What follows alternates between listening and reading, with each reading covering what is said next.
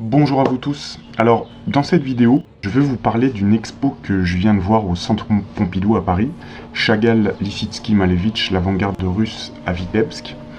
Et j'ai vu des choses extrêmement intéressantes en ce qui concerne les thèmes qu'on aborde fréquemment sur cette chaîne.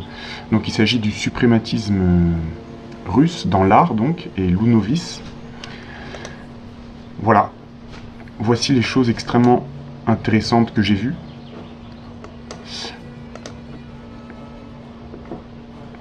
Voilà, je ne sais pas si ça vous parle. Vous voyez, il dit « Regarde » et il me ferme un œil. C'est ainsi que font les peintres pour mieux voir. Est-ce pour regarder aussi vers l'intérieur ou pour voir dans l'invisible? Voilà, alors ici on a donc une inscription en hébreu. Et ici on a l'œil qui voit tout avec son bras armé, avec un sabre. Quoi d'autre? On retrouve l'œil ici également. Ici aussi, dans une toile de Mikhail Larionov, avec, on voit clairement aussi un triangle hein, ici.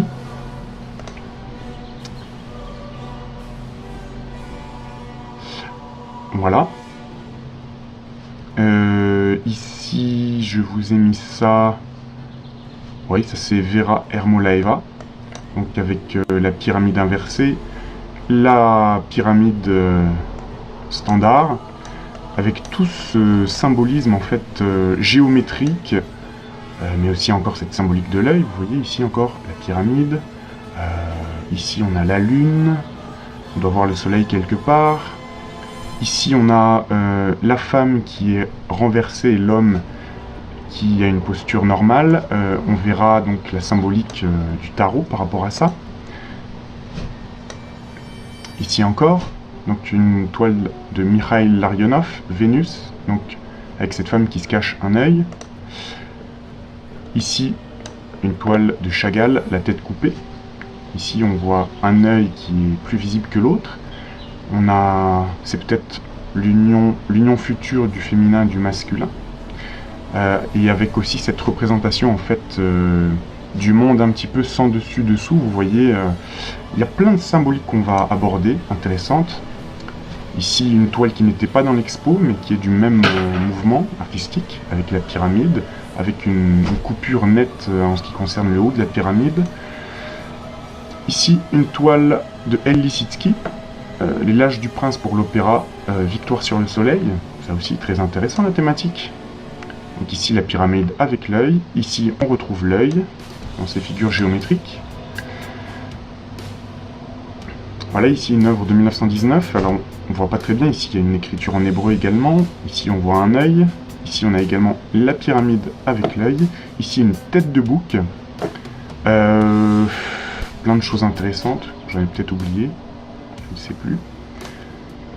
Voilà, et ici, une œuvre de Chagall, collage. Je ne sais pas ce qui est marqué en hébreu ici. On a encore une pyramide. L. Lissitsky, ça c'est une œuvre qui n'était pas dans l'exposition. On voit encore l'œil, qui est séparé du reste de l'œuvre. Encore une l'œuvre de L. Lissitsky, Victoire sur le soleil. Vous voyez ici l'œil dans la pyramide, avec aussi le pôle positif et le pôle négatif. Donc dans l'occultisme, c'est souvent le pôle masculin et le pôle féminin. Voilà, ici on a une photo de L. Lissitsky. Vous voyez la main avec l'œil qui voit tout au centre, ou l'œil qui voit l'invisible, ou le troisième œil. Et ici, je crois distinguer une pyramide également. Voilà. Donc, est-ce que vous avez vu des choses intéressantes? Moi, j'ai vu plein de choses intéressantes au niveau symbolisme. Donc, il faut savoir que ce mouvement du suprématisme russe, donc c'était essentiellement donc des artistes juifs installés à Vitebsk. Et donc là, le contexte politique, c'était pendant et après la révolution bolchevique. Donc vous savez, c'est cette minorité en fait qui a pris le pouvoir sur l'Empire russe, qui a fait assassiner le tsar, etc. Et ces bolchevistes étaient financés par notamment les banques de Wall Street. On a Anthony Sutton qui avait écrit quelque chose là-dessus. Bref, et on a un discours politique extrêmement intéressant. Donc l'artiste El Lissitzky écrivait: le suprématisme va libérer tous ceux qui sont engagés dans l'activité créatrice et faire du monde un véritable modèle de perfection. C'est le modèle que nous attendons de Kazimir Malevich. Après l'Ancien Testament est venu le Nouveau. Après le Nouveau Testament vient le Testament communiste, et après le communiste, le Testament du suprématisme. Voilà, il y avait d'autres citations dans l'exposition que j'ai relevées.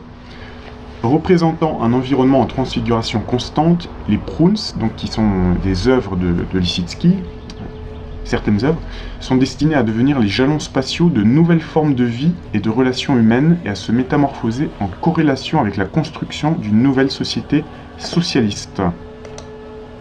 Encore une autre citation. Tous ensemble sous le drapeau unique de Lounovis, nous revêtions la Terre d'une forme et d'un sens nouveaux. Ça, c'était dans un tract du comité créatif de Lounovis, qui était donc un mouvement aussi créé par... enfin, un sous-mouvement créé par Lissitzky. Je vous donnerai peut-être la définition plus tard, je ne sais pas si j'ai un document là-dessus. Et ce que j'ai noté d'intéressant, c'est qu'en anglais, Unovis, ça s'écrit comme ça, avec UN, et ça contient le UN de United Nations, hein, les Nations Unies. Et je vous relis ce passage: nous revêtions la Terre d'une forme et d'un sens nouveau, tous ensemble sous un drapeau unique. Donc cette notion de gouvernement mondial, hein. D'ailleurs, ce qui est extrêmement intéressant, en passant, il y a un tableau que j'ai pas réussi à retrouver, j'ai pas pu le prendre en photo. Non, c'était pas un tableau, c'était une illustration de Lounovis numéro 1, je crois, un album. Et il y avait le sigle, les lettres BCE, répétées plusieurs fois dans l'œuvre, à côté de constructions géométriques. J'ai trouvé ça très intéressant parce que qu'est-ce qu'il y a de plus communiste ou socialiste qu'une banque centrale européenne, hein? C'était Marx qui, le premier, a décrit le fonctionnement d'une banque centrale et qui prônait les créations de banques centrales dans son manifeste.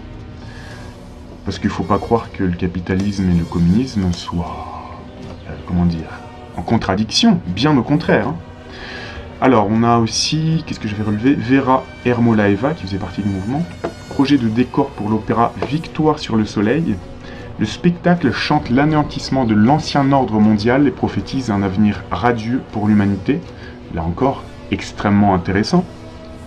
Parce que, je vous ai déjà expliqué dans d'autres vidéos que les occultistes croient en l'ancien ordre mondial, qui pour eux représentait la guerre, le monde masculin, peut-être le soleil également, hein. Et la nouvelle ère serait peut-être celle du Verseau, avec le féminin sacré, et donc sous le règne de la lune, en occultisme, hein. Bref, je vous expliquerai tout ça, j'espère que c'est pas trop compliqué pour vous. Et donc à ce propos, en parlant de Vera Ermolaeva, est-ce que Irène Hillel Erlanger, qui était donc une écrivain, une artiste d'ascendance juive, son grand-père était un rabbin, etc. Et elle avait écrit Voyage en kaléidoscope, je vous avais fait une vidéo là-dessus. C'était un ouvrage très obscur, sous une forme un peu dadaïste, qui nous racontait des choses très étranges. Et il se trouve que cette personne, juste après le cocktail de lancement de son livre, ça a été la seule à mourir lors de son cocktail, probablement assassinée, et dans les jours qui suivirent, ses ouvrages ont été retirés de la circulation, il n'en subsiste que quelques exemplaires, et on a dit qu'elle en avait dit beaucoup sur l'alchimie, mais aussi les secrets de la Kabbale. Et est-ce qu'elle parle de cette Vera Ermolaeva, parce que si vous lisez l'ouvrage, elle parle de cette Vera prétentieuse, etc., etc. Bref, c'était une petite aparté. Autre citation, Lissitzky accomplit l'un des rêves de Lounovis, celui d'un suprématisme conquérant l'espace tridimensionnel. Le Brunnenraum se veut un espace du futur dans lequel tous les repères sont délibérément supprimés et où le spectateur est amené à définir lui-même les coordonnées de son champ de perception. Donc là, on rejoint vraiment le chaos actuel, avec toutes les valeurs qui sont renversées, hein. J'ai pas besoin de vous donner des exemples. Donc, définir lui-même les coordonnées de son champ de perception. Ça rejoint un petit peu faites ce que vous voulez sera la loi de l'Ordo Templi Orientis, mais aussi d'autres maximes occultes, ce qui est en haut est comme ce qui est en bas, de Hermès Trismégiste. Voilà, tout est sans dessus dessous. J'y reviendrai. On a aussi Lazare Kidékel, dessin pour un habitat cosmique, des compositions cruciformes qui déboucheront sur des projets architecturaux suprématistes, y compris futurologistes, tels que des villes aériennes ou un habitat spatial. Donc je vous montrerai tout à l'heure, on a ces compositions géométriques avec des espèces d'ovnis, de construction spatiale. Et ce thème également est très intéressant parce que, pour moi, ça résonne dans mon esprit avec vous savez, le concept de race élue du peuple juif. Est-ce que ce peuple ne serait pas venu, je ne sais pas, d'une autre planète, avec un savoir secret, occulte, et là on a tous ces artistes juifs qui nous parlent d'habitat cosmique, et qui parlent des humains en disant « eux », etc. Donc je trouve ça très étrange, et c'était surtout très avant-gardiste de parler de ça dans les années 10-20, et qu'aujourd'hui on est en passe de conquérir l'espace, et vous allez voir, donc aussi le rapport avec le Tzimtzum. Donc le Tzimtzum, dont voici une représentation, c'est, pour résumer, l'acte de création de l'univers par Dieu, à partir d'un rayon de lumière. Voilà, ici je retrouve une autre représentation, qui n'a a priori rien à voir avec le Tzimtzum, c'est le soleil, la lune et l'œil qui voit toute chose, et je trouve que c'est assez proche de la représentation du Tzimtzum. Donc je ne sais pas si vous commencez à faire le lien entre tout ce que je vous ai montré précédemment. Voilà, Tzimtzum est un concept de la Kabbale. Il traite d'un processus précédant la création du monde selon la tradition juive. On est ici, voilà, on a un paragraphe sur le jugement et la miséricorde. Donc la miséricorde étant l'aspect masculin et celui du jugement l'aspect féminin. Je vais vous montrer quelques œuvres qui étaient dans l'expo. On a cette symbolique encore du masculin, du féminin, du soleil, de la lune, des cartes du tarot, etc. On va y revenir. Alors, voici la théorie lourianique du Tzimtzum. Vital décrit un système où, avant la création des mondes, Dieu emplissait tout l'espace. Quand Dieu voulut créer les mondes, il retira sa lumière, et dans ce vide formé dans cet espace, de Dieu émana un rayon de lumière. Cette lumière subit de nombreux Tzimtzumim, chaque Tzimtzum opérant une diminution graduelle de la lumière divine et une adaptation à la capacité de réception des êtres créés. Le Tzimtzum est la dissimulation de la force vitale. Cette dissimulation constitue le Keli, c'est-à-dire le récipient, le vase. Donc là encore, la symbolique de la pyramide inversée qui représente le féminin. Et la force vitale qui traverse le contenant est appelée lumière. L'ensemble du Keli, au pluriel Kelim, et de la lumière constitue les séphirotes, les 10 vases primordiaux. Les Kelim limitent la lumière divine, mais en même temps la révèlent. Je vous laisserai lire le reste du texte, qui explique le Tzimtzum très bien. Et vous avez remarqué comme on a cette notion de lumière, et il y a un rapport également avec l'œil, où vous savez, toutes ces représentations actuelles qu'on voit dans les publicités, etc., avec des artistes qui se cachent un œil ou qui cachent leur vue de la lumière. Tout ça, c'est des représentations en fait à symbolique maçonnique, mais aussi judaïque, etc. Voilà, il y a un rapport entre la lumière, l'œil qui voit tout, troisième œil, etc. Voilà, donc ça aussi c'est très maçonnique. La séphira, au pluriel séphirote, est constituée par le vase et le or, lumière, venue du cave. Lumière réfléchie dans un second temps. Ça c'est très maçonnique, cette notion de lumière qui n'est pas directe, parce que notre œil ne pourrait pas accepter directement cette connaissance, en fait, et c'est pour ça qu'on a besoin cacher dans un premier temps cette lumière, selon notre parcours initiatique en réalité. Et on a aussi donc le vase et la lumière, symbolique du féminin, du masculin. On a plein de choses, je vous laisse vous renseigner un petit peu.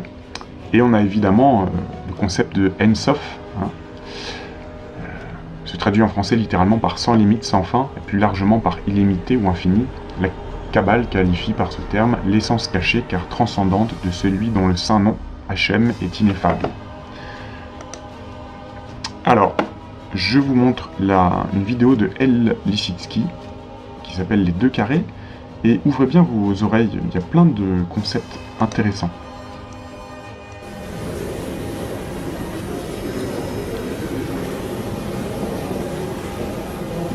Про 2 квадрата. Эль Лисицкий. Всем ребяткам.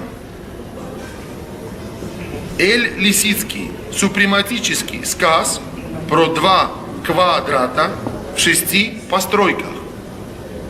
Не читайте, берите, бумажки складывайте, берите, столбики красьте, берите, деревяшки стройте. Вот 2 квадрата летят на землю издалека и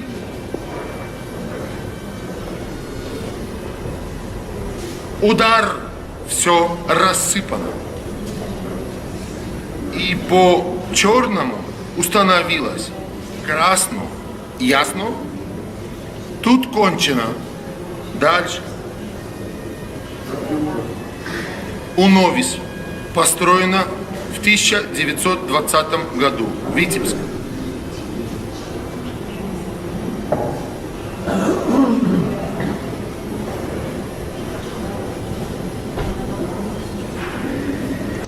Ok, donc est-ce que vous avez bien retenu ces phrases?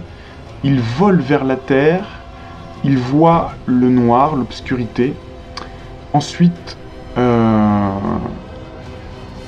il parle de rouge, la couleur rouge qui va dominer le noir. Le rouge est une couleur très importante dans le judaïsme. Vous pouvez vous intéresser à la signification du nom Rothschild, qui provient du vieil allemand, Rote, rouge. Donc c'était un nom qu'ils ont emprunté, hein, qui n'était pas leur nom d'origine. Voilà, les Rothschild, le blason rouge, je crois, enfin bref.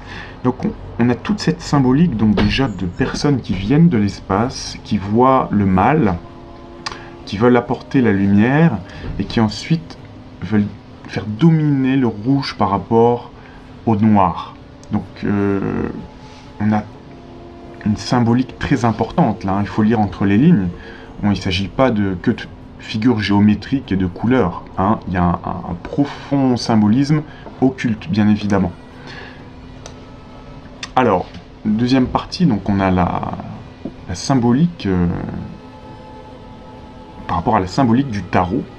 Donc ici on a cette carte du pendu. Donc ici il semble accroché à une jambe au ciel, et il déverse voilà, des pièces, de l'argent vers le bas.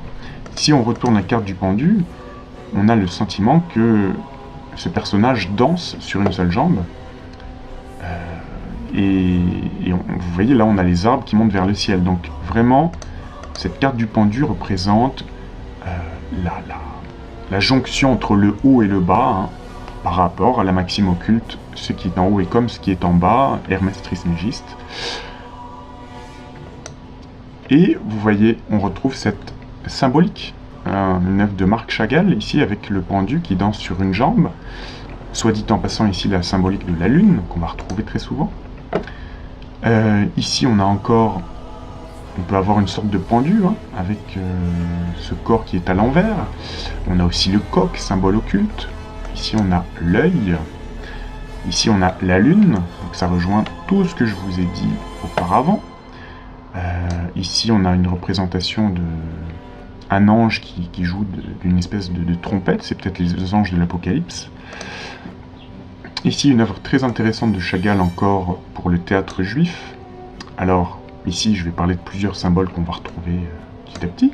Ici, on retrouve ce pendu qui danse sur une jambe, avec ici l'étoile judaïque et la pyramide classique et la pyramide inversée. C'est aussi un symbole qu'on retrouve très souvent dans la symbologie maçonnique. Ici, on a la tête de bouc, peut-être représentant le diable, je ne sais pas, qu'on retrouve très souvent également, vous allez voir. Voilà, ici on a encore le symbolique du pendu, hein. C'est évident. Voilà, ici, bon, bref, on a plein de choses intéressantes. Encore ici une œuvre de Chagall, le jongleur, avec ce jongleur qui danse sur une jambe, ce pendu qui danse sur une jambe. Encore la symbolique du pendu, hein, qui a la jambe croisée. Ici, la chemise brodée de Marc Chagall. Alors ici, non seulement on a, vous voyez, ce geste vers le haut et ce geste vers le bas, ce qui est en haut est comme ce qui est en bas. Et chose intéressante également, on dirait qu'il tient une sorte de pénis représentant le masculin, hein, dans cette main-là. Voilà, ici on a encore une œuvre de Chagall, le cirque bleu, qu'on a déjà vu auparavant, mais ça c'est une préparation à l'œuvre. Voilà, encore une œuvre de Marc Chagall, avec là, hein, la représentation d'une sorte de tête de bouc assimilée à un jongleur et qui joue la musique, qui peut-être joue la musique que doit danser le monde. Ici on a des représentations de femmes, d'union du masculin et du féminin, du coq encore. Ici encore la lune, le coq. Donc cette œuvre, ça s'appelle Aleko et Zemfira de Chagall. Ici on a encore le diable qui joue sa musique. Ici l'union du masculin et du féminin. Encore ici l'union du masculin et du féminin avec le soleil, le coq avec l'œil, le diable et sa tête de bouc qui joue de la musique. Voilà, ici encore une autre œuvre de Chagall, il me semble, avec, vous voyez, cette femme qui est en l'air et cet homme qui est bien ancré dans le sol, l'union peut-être du haut et du bas, ou de la femme et de l'homme, enfin, toujours ces mêmes symboliques. Alors ici, je vous présente la représentation de la formule maçonnique Visita interiora terrae rectificando invenies occultum lapidem. Je crois que ça veut dire visite l'intérieur de la terre et en rectifiant, tu trouveras la pierre cachée. Avec ces mêmes symboliques qui sont communes à la maçonnerie et au judaïsme, le soleil, la lune, qui déverse l'énergie dans une sorte de calice, avec l'union du masculin et du féminin. Voilà, et tous ces symboles, la lune, le soleil, etc., etc. Ici, on a les deux images du tarot, hein, avec le soleil et la lune.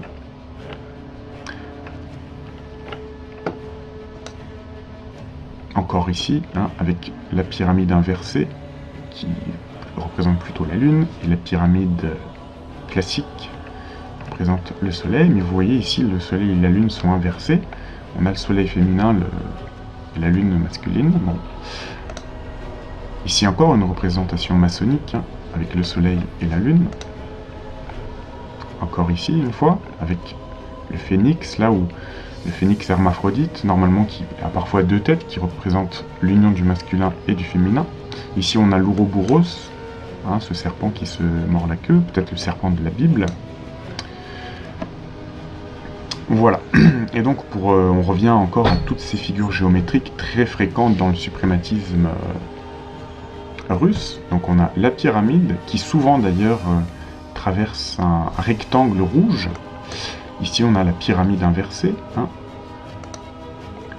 Voilà, ici, c'est un album pour l'œuvre d'opéra Victoire sur le soleil. Donc, très intéressante, cette notion de victoire sur le soleil, comme je vous ai dit. Est-ce que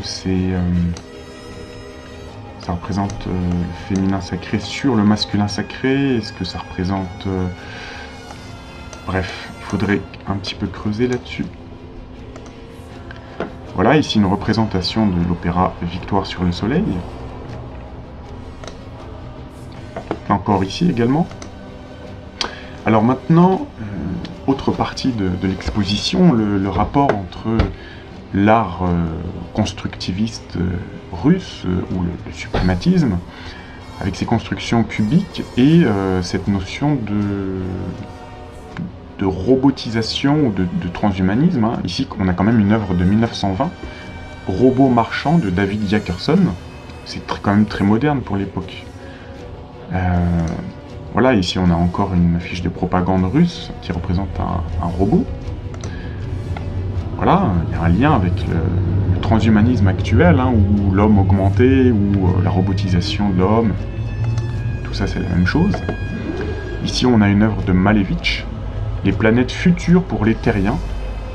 Alors, se considère-t-il lui-même comme autre chose qu'un terrien? Je trouve ça intéressant. Ici encore, hein, une œuvre suprématiste avec des sortes de soucoupes volantes. Et je vous remets les citations que je vous avais mises au début. Lissitzky accomplit l'un des rêves de Lou Novice, celui d'un suprématisme conquérant l'espace tridimensionnel. Le Brunnenraum se veut un espace du futur, dans lequel tous les repères sont délibérément supprimés, où le spectateur est amené à définir lui-même les coordonnées de son champ de perception. Donc, là on rejoint plein de thèmes, on rejoint à la fois la loi de l'attraction, vous savez, du New Age un petit peu, en pensant vous attirez ce que vous voulez, vous créez votre réalité. On rejoint aussi ce qui est en haut et comme ce qui est en bas, avec cette notion de réversibilité des éléments. Tous les repères sont délibérément supprimés pour vous créer des nouveaux points d'ancrage. J'en parle dans plein de vidéos. On supprime vos anciens points d'ancrage culturels et on les remplace par de nouveaux. Enfin, force est de constater qu'aujourd'hui, on est totalement là-dedans. Voilà, Lazare qui décale, dessin pour un habitat cosmique, des compositions cruciformes qui déboucheront sur des projets architecturaux suprématistes, y compris futurologistes, tels que des villes aériennes ou un habitat spatial. Et voilà, aujourd'hui, qu'est-ce qu'on a? On a Elon Musk qui va réussir, avec son projet SpaceX, à coloniser Mars, l'espace, je ne sais plus exactement, mais on y est. Alors, est-ce qu'il y a sur Terre des gens qui sont différents de nous, qui viennent d'autres planètes, mais qui ont la même forme physique? Je vous avais montré cette vidéo où on a notamment un rabbin qui parle de ces gens qui ne sont pas humains comme nous. Alors, est-ce que ce sont les non-juifs qui ne sont pas humains, ou est-ce qu'ils parlent d'autre chose? Je ne sais pas, mais il y a quelque chose à creuser là-dessus, ou pas humain pour eux. Est-ce que, voilà, enfin, qui est humain, qui ne l'est pas? Tout ça, faudrait un petit peu creuser en ça, voilà. Et puis là, j'ai diverses œuvres pour finir. Ici, encore une œuvre de Mikhail Larionov, vous voyez, avec cet œil. Ici également, on le retrouve. Plein de symboles dérivés du tarot, avec la lune, etc. Voilà. Alors ici, oui, c'était une œuvre très intéressante également, qui s'appelle Paix aux chaumières, guerre au palais de Chagall, avec cette représentation d'un homme juif qui met en valeur peut-être le logement sacré, on dirait un petit peu aussi le temple de Salomon, je ne sais pas. Et cette notion de paix aux chaumières, guerre au palais, elle fait penser également à la philosophie des Illuminés de Bavière, hein, avec ce Adam Weishaupt qui voulait faire la guerre au trône, aux religions, et pour libérer, soi-disant, l'homme de ses entraves, donc l'homme du peuple. Tout ça, il y a un lien entre les Illuminés de Bavière, le communisme, hein, je vous laisse vous renseigner par rapport à Gracchus Brabeuf. En fait, c'est un Français qui a inventé quasiment le communisme. Ensuite, on a un lien avec Marx, on a un lien ensuite avec cette révolution bolchevique. Tout ça, c'est un rapport, en fait. Un rapport aussi avec l'anarchisme, libérer l'homme de ses entraves, etc., etc. Enfin, l'ancien monde, le nouveau monde. Voilà, alors ici, je vous remontre une œuvre... qui était dans l'expo, et Donc il y avait une œuvre à peu près comme ça, où il y avait vraiment les sigles de BCE comme Banque Centrale Européenne. Enfin je sais pas, ça m'a fait penser à ça, il n'y a peut-être pas de rapport, mais comme je le répète, une banque centrale européenne, c'est vraiment en rapport avec le communisme ou le socialisme de Marx. Et je sais pas, on avait ces sigles de BCE qui pourtant, il me semble pas qu'ils fassent partie de... Ces lettres ne fassent pas partie de l'alphabet russe. Comment? J'ai un trou. Voilà, on a abordé beaucoup de notions dans cette vidéo. Si vous voulez, vous pouvez la regarder une seconde fois. On a donc... Voilà, il me semblait qu'il y avait beaucoup de choses intéressantes au niveau symbolique occulte. Hein. Et je trouve que ça éclaire beaucoup ce qui se passe aujourd'hui. Et donc on avait peut-être un plan qui était prévu depuis très longtemps. Alors ce plan était-il un plan juif? Je sais pas. En tout cas, certains artistes juifs ont joué un grand rôle dans ce plan apparemment. Et par leurs œuvres voulaient nous annoncer une révolution qui n'a jamais cessé en fait. Hein. Et force est de constater que ce plan avance. Voilà. Je vous laisse réfléchir là-dessus. Je vous dis à bientôt. Vous pouvez me retrouver sur mon site web. Vous avez la possibilité de vous inscrire pour recevoir les derniers articles, environ un par mois. Il y a aussi mon Patreon, sur lequel il y a 665 publications, dont beaucoup d'anciennes vidéos, parce que sur ma chaîne secondaire, même en remettant régulièrement, il n'y en a que 233 sur 1200, hein, je vous le rappelle. Donc, vous avez peut-être remarqué que seuls les liens qui sont dans cette vidéo de la présentation de ma chaîne, sur l'accueil, sont cliquables. Hein, alors que dans toutes les autres vidéos, voilà, ça s'affiche sous forme de texte. Et YouTube m'a empêché de les rendre cliquables, pour nous embêter encore plus, hein, notre communauté. Mais il suffit, que ce soit sur mobile ou sur ordinateur, il suffit de surligner comme si c'était du texte, ou plutôt une adresse mail. Vous copiez, vous ouvrez un nouvel onglet, vous collez l'adresse, et voilà, vous accédez au lien. Ici, ma chaîne Odyssée. Alors, le site web, donc, vous avez des articles que je fais. Ici, par exemple, un extrait du livre de Pierre Mariel. Vous avez aussi des audiobooks en ligne, donc qui sont archivés sur archive.org, mais que vous pouvez lire directement sur le site.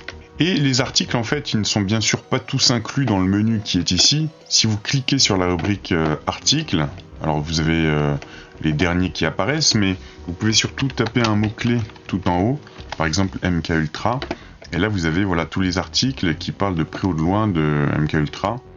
Par rapport au QR code que je mets dans certaines vidéos, eh bien vous avez bien compris que c'est pour pallier au fait que la plateforme m'interdise de mettre des liens cliquables. On ne sait pas pourquoi d'ailleurs, on aimerait bien leur demander la raison, mais bon, on s'en doute. Donc je les mets parce que c'est intéressant un QR code, enfin c'est comme un code barre, hein. Un code barre ça existe depuis 45 ans. Hein. Je comprends qu'on soit allergique au QR code, mais ici ça redirige simplement vers une référence, donc en l'occurrence un lien, et c'est la seule façon que j'ai de vous mettre comme un lien cliquable, puisque avec votre smartphone vous pouvez scanner le code et accéder donc à la page qui est concernée. Moi non plus j'aime pas ça les QR codes, mais faut être smart, faut être malin, parce que les plateformes nous bloquent de plus en plus, donc c'est un moyen visuel pour vous en fait d'accéder à un lien, tout simplement. Je vous dis à très bientôt pour une prochaine vidéo.